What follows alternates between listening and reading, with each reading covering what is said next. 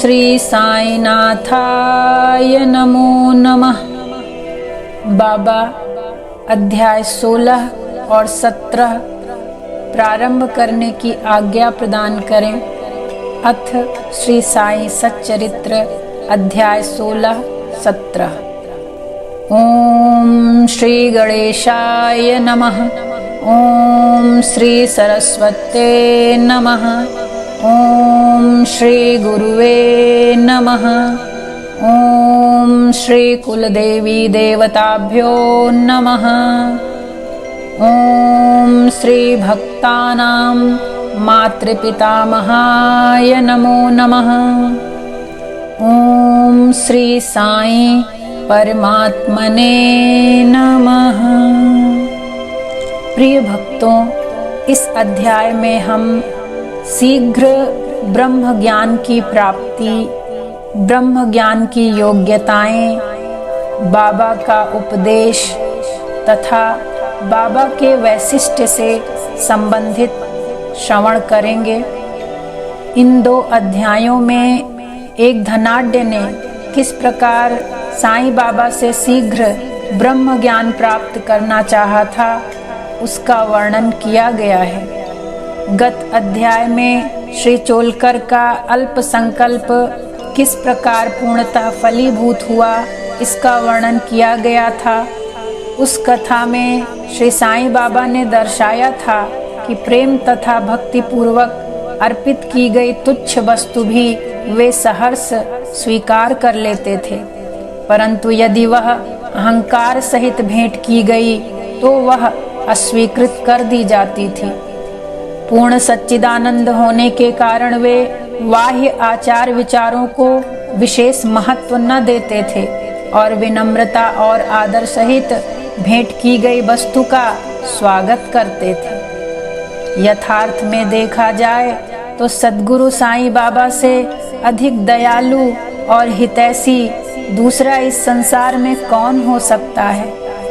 उनकी तुलना समस्त इच्छाओं को पूर्ण करने वाली चिंतामणि या कामधेनु से भी नहीं हो सकती। जिस अमूल्य निधि की उपलब्धि हमें सद्गुरु से होती है, वह तो कल्पना से भी परे है। ब्रह्म ज्ञान प्राप्ति की इच्छा से आए हुए एक धनाढ्य व्यक्ति को श्री साईं बाबा ने किस प्रकार उपदेश किया, उसे अब हम श्रवण करेंगे। एक धनी व्यक्ति, दुर्भाग्य से मूल ग्रंथ में उसका नाम और परिचय नहीं दिया गया है, अपने जीवन में सब प्रकार से संपन्न था। उसके पास अतुल संपत्ति, घोड़े, भूमि और अनेक दास और दासियां थी। जब बाबा की कीर्ति उसके कानों तक पहुंची तो उसने अपने एक मित्र से कहा कि मेरे लिए अब किसी वस्तु की अभिलाषा शेष नहीं रह गई है, इसलिए अब शिरडी जाकर बाबा से ब्रह्म ज्ञान प्राप्त करना चाहिए, और यदि किसी प्रकार उसकी प्राप्ति हो गई तो फिर मुझसे अधिक सुखी और कौन हो सकता है। उनके मित्र ने उन्हें समझाया कि ब्रह्म ज्ञान की प्राप्ति सहज नहीं है, विशेषकर तुम जैसे मोहग्रस्त को जो सदैव स्त्री, संतान और द्रव्योपार्जन में ही फंसा रहता है। तुम्हारी ब्रह्म ज्ञान की आकांक्षा की पूर्ति कौन करेगा, जो भूलकर भी कभी एक फूटी कौड़ी का भी दान नहीं देता है। अपने मित्र के परामर्श की उपेक्षा कर वे आने जाने के लिए एक तांगा लेकर शिरडी आए और सीधे मस्जिद पहुँचे। साईं बाबा के दर्शन कर उनके चरणों पर गिरे और प्रार्थना की कि आप यहाँ आने वाले समस्त लोगों को अल्प समय में ही ब्रह्म दर्शन करा देते हैं। केवल यही सुनकर मैं बहुत दूर से इतना मार्ग चलकर आया हूँ बाबा आपके पास। मैं इस यात्रा में अधिक थक गया हूँ। यदि कहीं मुझे ब्रह्म ज्ञान की प्राप्ति हो जाए तो मैं यह कष्ट उठाना अधिक सफल और सार्थक समझूंगा। बाबा बोले, मेरे प्रिय मित्र, इतने अधीर न हो। मैं तुम्हें शीघ्र ही ब्रह्म का दर्शन करा दूंगा। मेरे सब व्यवहार तो नगद ही हैं और मैं उधार कभी नहीं रखता। इसी कारण अनेक लोग धन, स्वास्थ्य, शक्ति, मान, पद, आरोग्य तथा अन्य पदार्थों की इच्छा पूर्ति के हेतु मेरे समीप आते हैं। ऐसा तो कोई बिरला ही आता है जो ब्रह्म ज्ञान का पिपासु हो। भौतिक पदार्थों की अभिलाषा से यहाँ आने वाले लोगों का कोई अभाव नहीं, परंतु आध्यात्मिक जिज्ञासुओं का आगमन बहुत ही दुर्लभ है। मैं सोचता हूँ कि यह क्षण मेरे लिए बहुत ही धन्य तथा शुभ है, जब आप जैसे महानुभाव यहाँ पधार कर मुझे ब्रह्म ज्ञान देने के लिए जोर दे रहे हैं। मैं सहर्ष आपको ब्रह्म दर्शन करा दूंगा। यह कहकर बाबा ने उन्हें ब्रह्म दर्शन कराने के हेतु अपने पास बिठा लिया और इधर उधर की चर्चाओं में लगा दिया, जिससे कुछ समय के लिए वे अपना प्रश्न भूल गए। उन्होंने एक बालक को बुलाकर नंदू मारवाड़ी के यहाँ से 5 रुपए उधार लाने को भेजा। लड़के ने वापस आकर बतलाया कि नंदू का तो कोई पता नहीं है और उसके घर पर ताला पड़ा है। फिर बाबा ने उसे दूसरे व्यापारी के यहाँ भेजा। इस बार भी लड़का रुपए लाने में असफल ही रहा। इस प्रयोग को 2-3 बार दोहराने पर भी उसका परिणाम पूर्ववत ही निकला। हमें ज्ञात ही है कि बाबा स्वयं सगुण ब्रह्म के अवतार थे। यहाँ प्रश्न हो सकता है कि इस 5 रुपए जैसी तुच्छ राशि की यथार्थ में उन्हें आवश्यकता ही क्या थी, और उस ऋण को प्राप्त करने के लिए इतना कठिन परिश्रम क्यों किया गया। उन्हें तो इसकी बिल्कुल आवश्यकता ही न थी। वे तो पूर्ण रीति से जानते होंगे कि नंदू जी घर पर नहीं हैं। यह नाटक तो उन्होंने केवल अन्वेषक के परीक्षार्थ ही रचा था। ब्रह्म जिज्ञासु महाशय जी के पास नोटों की अनेक गड्डियां थी, और यदि वे सचमुच ही ब्रह्म ज्ञान के आकांक्षी होते तो इतने समय तक शांत न बैठते। जब बाबा व्यग्रता पूर्वक 5 रुपए उधार लाने के लिए बालक को यहाँ वहाँ दौड़ा रहे थे, तो वे दर्शक बने ही न बैठे रहते। वे जानते थे कि बाबा अपने वचन पूर्ण करके ऋण अवश्य चुकाएंगे। यद्यपि बाबा द्वारा इच्छित राशि बहुत ही अल्प थी, फिर भी वह स्वयं संकल्प करने में असमर्थ ही रहा और 5 रुपया उधार देने तक का साहस न कर सका। श्रोताओं, थोड़ा आप विचार करें कि ऐसा व्यक्ति बाबा से ब्रह्म ज्ञान, जो कि विश्व की अतिश्रेष्ठ वस्तु है, उसकी प्राप्ति के लिए आया है। यदि बाबा से सचमुच प्रेम करने वाला अन्य कोई व्यक्ति होता तो वह केवल दर्शक न बनकर तुरंत ही 5 रुपए दे देता, परंतु इन महाशय की दशा तो बिल्कुल विपरीत ही थी। उन्होंने न रुपए दिए और न शांत ही बैठे, वरन वापस जल्द लौटने की तैयारी करने लगे और अधीर होकर बाबा से बोले कि अरे बाबा, कृपया मुझे शीघ्र ब्रह्म ज्ञान दे दो। बाबा ने उत्तर दिया कि मेरे प्यारे मित्र, क्या इस नाटक से तुम्हारी समझ में कुछ नहीं आया? मैं तुम्हें ब्रह्म दर्शन कराने का ही तो प्रयत्न कर रहा था। संक्षेप में तात्पर्य यह है कि ब्रह्म का दर्शन करने के लिए 5 वस्तुओं का त्याग करना पड़ता है। प्रथम 5 प्राण, द्वितीय 5 इंद्रियां, तृतीय मन, चतुर्थ बुद्धि तथा 5वां है अहंकार। यह हुआ ब्रह्म ज्ञान। आत्मानुभूति का मार्ग भी उसी प्रकार है जिस प्रकार तलवार की धार पर चलना। श्री साईं बाबा ने फिर इस विषय पर विस्तृत वक्तव्य दिया, जिसका सारांश यह है। अब आप सभी लोग ध्यान से सुने। ब्रह्म ज्ञान या आत्मानुभूति की योग्यताएं। सामान्य मनुष्यों को प्रायः अपने जीवन काल में ब्रह्म के दर्शन नहीं होते। उसकी प्राप्ति के लिए कुछ योग्यताओं का भी होना नितांत आवश्यक है। प्रथम, मुमुक्षुत्व अर्थात मुक्ति की तीव्र उत्कंठा।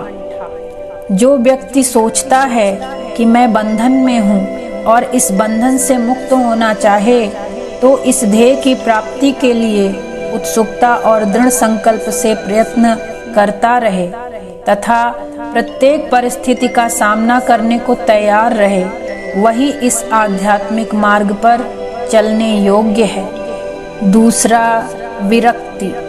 लोक परलोक के समस्त पदार्थों से उदासीनता का भाव। ऐहिक वस्तुएं, लाभ और प्रतिष्ठा जो कि कर्मजन्य है, जब तक इनसे उदासीनता उत्पन्न न होगी तब तक उसे आध्यात्मिक जगत में प्रवेश करने का अधिकार नहीं मिल सकता। तीसरी है अंतर्मुखता अर्थात ईश्वर ने हमारी इंद्रियों की रचना ऐसी की है कि उनकी स्वाभाविक वृत्ति सदैव बाहर की ओर आकृष्ट करती है। हमें सदैव बाहर का ही ध्यान रहता है, न कि अंदर का। जो आत्मदर्शन और दैविक जीवन के इच्छुक हैं, उन्हें अपनी दृष्टि अंतर्मुखी बनाकर अपने आप में ही लीन होना चाहिए। अर्थात सिर्फ बाहरी सुंदरता ही न देखें। मन की चंचलता और विचारों पर नियंत्रण करके स्थिर रहकर अपने भीतर की सुंदरता को देखें और अपने श्रेष्ठ संस्कारों को निखारें। ऐसी स्थिति में आप अंतर्मुखी बनते हैं और तभी आप आध्यात्म की तरफ अर्थात ब्रह्म ज्ञान की तरफ अपना कदम बढ़ाते हैं। चौथा है पाप से शुद्धि। जब तक मनुष्य दुष्टता त्याग कर दुष्कर्म करना नहीं छोड़ता, तब तक न तो उसे पूर्ण शांति मिलती है और न मन ही स्थिर होता है। वह मात्र बुद्धि बल द्वारा ज्ञान लाभ कदापि नहीं कर सकता। इसलिए स्वयं को सद्कर्म के मार्ग पर लगाएं, निश्चय ही जीवन सुखों से भर जाएगा। और पांचवा है उचित आचरण अर्थात जब तक मनुष्य सत्यवादी, त्यागी और अंतर्मुखी बनकर ब्रह्मचर्य व्रत का पालन करते हुए जीवन व्यतीत नहीं करता, तब तक उसे आत्म उपलब्धि संभव ही नहीं है। छठी विशेषता है सार वस्तु ग्रहण करना। दो प्रकार की वस्तुएं हैं, नित्य और अनित्य। पहली आध्यात्मिक विषयों से संबंधित है तथा दूसरी सांसारिक विषयों से। मनुष्यों को इन दोनों का सामना करना पड़ता है। उसे विवेक द्वारा किसी एक का चुनाव करना पड़ता है। विद्वान पुरुष अनित्य से नित्य को श्रेयस्कर मानते हैं, परंतु जो मूढ़मती हैं वे आसक्तियों के वशीभूत होकर अनित्य को ही श्रेष्ठ जानकर उस पर आचरण करते हैं। सातवीं विशेषता है मन और इंद्रियों का निग्रह। शरीर एक रथ है, आत्मा उसका स्वामी तथा बुद्धि सारथी है। मन लगाम है और इंद्रियां उसके घोड़े। इंद्रिय नियंत्रण ही उसका पथ है। जो अल्प बुद्धि हैं और जिनके मन चंचल हैं तथा जिनकी इंद्रियां सारथी के दुष्ट घोड़ों के समान हैं, वे अपने गंतव्य स्थान पर नहीं पहुंचते तथा जन्म और मृत्यु के चक्र में ही घूमते रहते हैं। परंतु जो विवेकशील हैं, जिन्होंने अपने मन पर नियंत्रण कर लिया है तथा जिनकी इंद्रियां सारथी के उत्तम घोड़ों के समान नियंत्रण में हैं, वे ही गंतव्य स्थान पर पहुंच पाते हैं। अर्थात उन्हें परम पद की प्राप्ति हो जाती है और उनका पुनर्जन्म नहीं होता।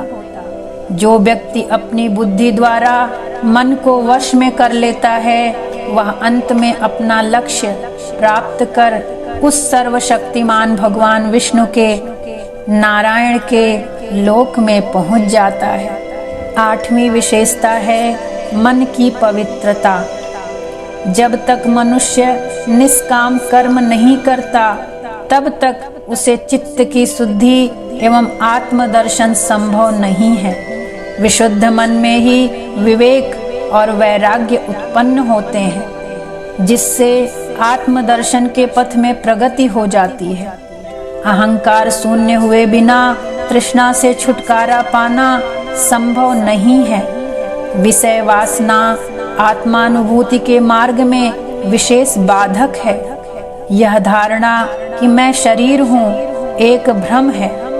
यदि तुम्हें अपने जीवन के ध्येय आत्म साक्षात्कार को प्राप्त करने की अभिलाषा है तो इस धारणा तथा आसक्ति का सर्वथा त्याग कर दो और अपने आत्मा के श्रेष्ठ संस्कारों को समझो। यह हमारी आत्मा ही परमात्मा का अंश है। शरीर तो मात्र एक आवरण है। 9वीं विशेषता है गुरु की आवश्यकता। आत्मज्ञान इतना गूढ़ और रहस्यमय है कि मात्र स्वप्रयत्न से उसकी प्राप्ति संभव नहीं है। इस कारण आत्मानुभूति प्राप्त गुरु की सहायता परम आवश्यक है। अत्यंत कठिन परिश्रम और कष्टों के उपरांत भी दूसरे क्या दे सकते हैं, जो ऐसे गुरु की कृपा से सहज ही प्राप्त हो सकता है। जिसने स्वयं उस मार्ग का अनुसरण कर अनुभव कर लिया हो वही अपने शिष्य को भी सरलता पूर्वक पग पग पर आध्यात्मिक उन्नति करा सकता है। भगवान कृष्ण ने भी गीता के 4थे अध्याय के 34वें श्लोक में कहा है, तद्विद्धि प्रणिपातेन परिप्रश्नेन सेवया उपदेच्छन्ति ते ज्ञानम ज्ञानिनस्तत्व दर्शिनः। अर्थात उस ज्ञान को तू तत्वदर्शी ज्ञानियों के पास जाकर समझ। उनको भली भांति दंडवत प्रणाम करने से, उनकी सेवा करने से और कपट छोड़कर सरलता पूर्वक प्रश्न करने से वे परमात्मा तत्व को भली भांति जानने वाले ज्ञानी महात्मा तुझे उस तत्व ज्ञान का उपदेश अवश्य करेंगे। अंत में 10वीं विशेषता है ईश कृपा को प्राप्त करना परम आवश्यक है। जब भगवान किसी पर कृपा करते हैं तो वे उसे विवेक और वैराग्य देकर इस भव सागर से पार कर देते हैं। यह आत्मानुभूति न तो नाना प्रकार की विद्याओं और बुद्धि द्वारा हो सकती है और न शुष्क वेदाध्ययन द्वारा ही। इसके लिए जिस किसी को यह आत्मा वर्ण करती है उसी को प्राप्त होती है तथा उसी के सम्मुख वह अपना स्वरूप प्रकट करती है। कठोपनिषद में ऐसा ही वर्णन किया गया है। बाबा का उपदेश। जब यह उपदेश समाप्त हो गया तो बाबा उन महाशय जी से बोले कि अच्छा महाशय जी, आपकी जेब में 5 रुपए के 50 गुणा रुपयों के रूप में ब्रह्म है, उसे कृपया बाहर निकालिए। उसने नोटों की गड्डी बाहर निकाली और गिनने पर उसको अत्यंत आश्चर्य हुआ कि वे 10-10 के 25 नोट थे। बाबा की यह सर्वज्ञता देखकर वे महाशय द्रवित हो गए और बाबा के चरणों पर गिरकर आशीर्वाद की प्रार्थना करने लगे। तब बाबा बोले कि अपना ब्रह्म का नोटों का यह बंडल लपेट लो। जब तक तुम्हारा लोभ और ईर्ष्या से पूर्ण छुटकारा नहीं हो जाता तब तक तुम ब्रह्म के सत्य स्वरूप को नहीं जान सकते। जिसका मन धन, संतान और ऐश्वर्य में लगा है, वह इन सब आसक्तियों को त्यागे बिना कैसे ब्रह्म को जानने की आशा भी कर सकता है। आसक्ति का भ्रम और धन की तृष्णा दुख का एक भंवर है, जिसमें अहंकार और ईर्ष्या रूपी मगरों का वास है। जो निरीच्छ होगा, केवल वही यह भवसागर पार कर सकता है। तृष्णा और ब्रह्म के पारस्परिक संबंध इसी प्रकार के हैं, अतः वे परस्पर कट्टर शत्रु हैं। ब्रह्म ज्ञान की प्राप्ति हेतु आपको अपनी इच्छाओं का, अपने अहंकार का त्याग करना अति आवश्यक है। तुलसीदास जी कहते हैं, जहाँ राम तहाँ काम नहीं, जहाँ काम नहीं राम, तुलसी कबहू होत नहीं, रवि रजनी एक ठाम। जहाँ लोभ है वहाँ ब्रह्म के चिंतन या ध्यान की गुंजाइश ही नहीं है। फिर लोभी पुरुष को विरक्ति और मोक्ष की प्राप्ति कैसे हो सकती है। लालची पुरुष को न तो शांति है और न संतोष ही, और न वह दृढ़ निश्चयी ही होता है।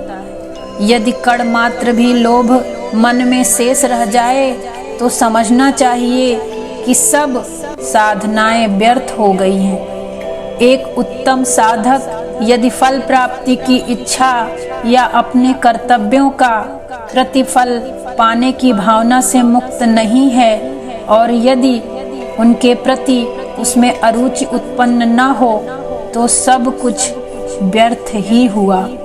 वह आत्मानुभूति प्राप्त करने में सफल नहीं हो सकता। जो अहंकारी तथा सदैव विषय चिंतन में रत है, उन पर गुरु के उपदेशों तथा शिक्षा का कोई प्रभाव नहीं पड़ता। अतः मन की पवित्रता अत्यंत आवश्यक है, क्योंकि उसके बिना आध्यात्मिक साधनाओं का कोई महत्व नहीं तथा वह दंभ ही है। इसलिए श्रेयस्कर यही है कि जिसे जो मार्ग बुद्धिगम्य हो वह उसे ही अपनाए। मेरा खजाना पूर्ण है और मैं प्रत्येक की इच्छा अनुसार उसकी पूर्ति कर सकता हूँ, परंतु मुझे पात्र की योग्यता अयोग्यता का भी ध्यान रखना पड़ता है। जो कुछ मैं कह रहा हूँ, यदि तुम उसे एकाग्र होकर सुनोगे तो तुम्हें निश्चय ही लाभ होगा। इस मस्जिद में बैठकर मैं कभी असत्य भाषण नहीं करता। जब घर में किसी अतिथि को निमंत्रण दिया जाता है तो उसके साथ परिवार, अन्य मित्र और संबंधी आदि भोजन करने के लिए आमंत्रित किए जाते हैं। बाबा द्वारा धनी महाशय को दिए गए इस भोज में मस्जिद में उपस्थित सभी जन सम्मिलित थे।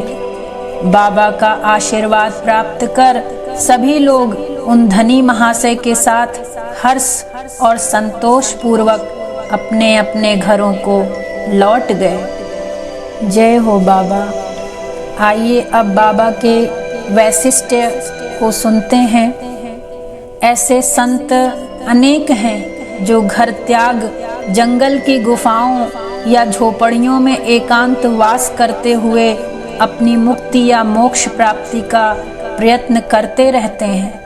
वे दूसरों की किंचित मात्र भी अपेक्षा न कर सदा ध्यानस्थ रहते हैं। श्री साईं बाबा इस प्रकृति के न थे। यद्यपि उनके कोई घर द्वार, स्त्री और संतान समीप या दूर के संबंधी न थे, फिर भी वे संसार में ही रहते थे। वे केवल 4-5 घरों से भिक्षा लेकर सदा नीम वृक्ष के नीचे निवास करते तथा सांसारिक व्यवहार करते रहते थे। इस विश्व में रहकर किस प्रकार आचरण करना चाहिए, इसकी भी वे शिक्षा देते थे। ऐसे साधु या संत प्रायः विरले ही होते हैं जो स्वयं भगवत प्राप्ति के पश्चात लोगों के कल्याणार्थ प्रयत्न करते हैं। श्री साईं बाबा इन सब में अग्रणी थे। इसलिए हेमाड़ पंत कहते हैं, वह देश धन्य है, वह कुटुंब धन्य है तथा वे माता पिता धन्य हैं, जहाँ साईं बाबा के रूप में एक असाधारण परम श्रेष्ठ अनमोल विशुद्ध रत्न उत्पन्न हुआ। इस प्रकार अध्याय 16 और 17 यहीं पर पूर्ण होते हैं। श्री सद्गुरु साईनाथार्पणमस्तु। शुभं भवतु। ओम साई राम, ओम साई राम। हरे हरे कृष्णा, हरे हरे राम। बाबा, हम सभी भक्तों पर अपनी कृपा आशीर्वाद सदा बना करके रखना। बाबा, आप ही हमारे सब कुछ हो, आप ही हमारे सब कुछ हो, आप ही हमारे सब कुछ हो। हमारी भूल चूक को माफ करना बाबा। ओम श्री साईनाथाय नमो नमः।